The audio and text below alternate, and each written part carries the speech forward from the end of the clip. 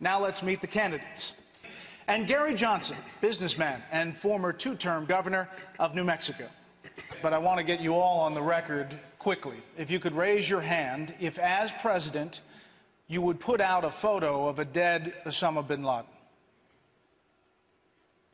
Just to be sure, Mr. Kaine, you would not. I would not.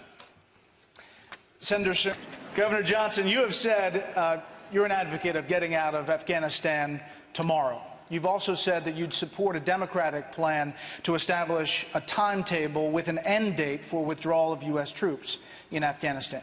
Are you worried at all about providing a specific end date, and that possibly would enable the Taliban to move in the day after the U.S. troops left? Well, first of all, I'm not in favor of a timetable. I'm in belief that that timetable should be tomorrow, and I realize that tomorrow may involve several months. I was opposed to us going into Iraq from the beginning. I really thought that there was no threat to our national security. I really thought that if we went into Iraq, we would find ourselves in a civil war to which there would be no end. And I thought we had the military surveillance capability to see Iraq roll out any weapons of mass destruction, and if they would have done that, we could have gone in and dealt with that. Afghanistan, originally, I was completely supportive of that. We were attacked, we attacked back. That's what our military is for, and after 6 months, I think we'd pretty effectively taken care of al-Qaeda. But that was 10 years ago. We're building roads, schools, bridges, and highways in Iraq and Afghanistan, and we're borrowing 43 cents out of every dollar to do that. In my opinion, this is crazy. And then looking at Libya right now, I'm in a position right now where I'm issuing opinions on everything right away. My opinion on Libya is I'm opposed to it A through Z. Thank you, Governor. Governor Johnson, the nation's unemployment rate is 8.8%. And this week, jobless claims rose to their highest level in 8 months. Among your proposals for getting the private sector to start hiring are eliminating corporate income tax, doing away with the federal minimum wage law, and to stop extending unemployment benefits. Isn't that just a windfall for big business? Well, absolutely not. I think that repealing or doing away with the corporate income tax is simply getting us back to where we were. And we need to understand that the corporate income tax is a double tax. That we all own the corporations, and when income gets distributed to us, we pay the tax on that. So we have the highest corporate income tax in the world right now. Let's abolish it. Let's make it the way that it was to begin with, and that will literally create tens of millions of jobs overnight, because this country will be the only place to establish, grow, build, nurture business. Why won't that happen? And then with regard to unemployment benefits, I'm in the camp, Juan, that believes that we as individuals, we need a help. We need a bit of help. So government helps out. But at the point at which it runs out, that's when we really deal with the problems that we have. And as individuals, that's when we deal with those problems. So does government actually perhaps make the problem worse as opposed to better by having a finite amount of time that you would receive unemployment benefits? Raise your hand if you would support a resumption of waterboarding under any circumstances.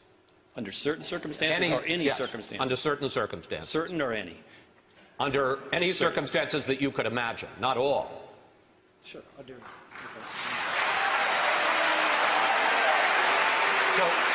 So just to be clear, the three of you under individual case-by-case basis would support waterboarding. Congressman Paul, you would not. No, I would not. And Governor Johnson, you would not. Anything. I would not. Okay. Well, that's just simply not true, Ron. I mean, the fact is that what we found is that some of this information that we would find out that led to Osama bin Laden actually came from these enhanced interrogation techniques. And by the way, we wouldn't have been able to launch a raid into Pakistan to get Osama bin Laden if we weren't in Afghanistan. May I say, Governor Johnson, most Republicans and everyone else on this stage but you identify themselves as pro-life.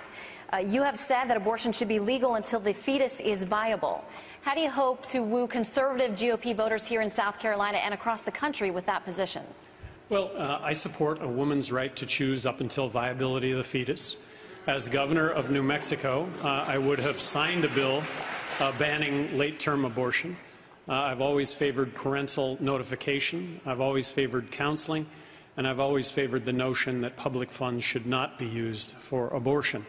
So running for governor of New Mexico in a state that was 2-to-1 Democrat, I really didn't get that vote in the primary, but I like to think that I got all of those votes in the general election, and that's a reality here also. For those individuals that hold that as their #1 issue, I'm not going to get that vote. I would hope to get that vote if I were to move on to the general election. All right. Governor Johnson, you say we should not only legalize and tax marijuana, you admit that you smoked it when it was still illegal in your state of New Mexico after suffering several serious and very painful bone fractures. Question, how far would you go in legalizing drugs, sir?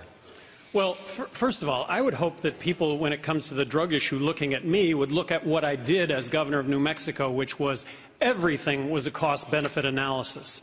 So using that as a criteria, half of what we spend on law enforcement, the courts, and the prisons is drug-related. And to what end? We're arresting 1.8 million people a year in this country. We now have 2.3 million people behind bars in this country. We have the highest incarceration rate of any country in the world. I would ask people to look at this issue, see if they don't come to the same conclusion that I did, and that is that 90% of the drug problem is prohibition-related, not use-related. That's not to discount the problems with use and abuse, but that ought to be the focus. So I advocate legalizing marijuana. Control it, regulate it, tax it. It'll never be legal for kids to smoke pot or buy pot. It'll never be legal to smoke pot or do harm to others. When it comes to all other drugs, I advocate harm reduction strategies, which is simply looking at the drug problem first as a health issue rather than a criminal justice issue. Governor Johnson. I believe that we're on the verge of a financial collapse unless we balance the federal budget, and I don't see that happening with Obama. Now, I do see that happening with the Republican Party. Why the American electorate is going to give Republicans back control of the presidency and Congress and the Senate, given that a few short years ago they did that and Republicans passed a prescription drug care benefit and ran up record deficits, I'm not so sure. But I'm under the belief that only Republicans are capable of solving the problem that exists right now, which is the collapse of our economy. When we come back, Governor Johnson, if you had a reality TV show like Donald Trump does, what would it be? Wow. I'm stumped. I'm really stumped. You know, I'm an active guy, so reality TV for me would be to spread this whole notion of physical activity and competition and the notion that we should all live in the present. I don't think it would be Donald Trump's show. I don't think it would be Sarah Palin's show either, crawling on her hands and knees up the ice fall in Alaska, but You mentioned... Wow, I'm just totally stumped. I understand, and that's fair. You mentioned that you like to work out. We understand you've run 30 marathons. I've run 30 marathons. What are you running away from? You know, I got to stand on top of the planet also. I had the good fortune to summit Mount Everest, which I thought was... I have a goal to climb the highest mountain on each continent. So now I get to finish my reality show. I hope to climb the highest mountain on each of the 7 continents. I have 3 to go, so my reality show would be trying those last 3. We knew we'd get there. Thank you. Governor, thank you. Governor Johnson. I'm an entrepreneur that ran for governor of New Mexico promising to bring a common-sense business approach to state government, that everything was going to be a cost-benefit analysis. I got reelected in a state that was 2-to-1 Democrat. I think we're on the verge of a financial collapse unless we balance the budget, and that means some really, really tough choices that are all doable, and they're all doable under the context of a common-sense business approach to the way government does business and a cost-benefit analysis that goes along with everything that government is doing. Gary Johnson, 2012.com.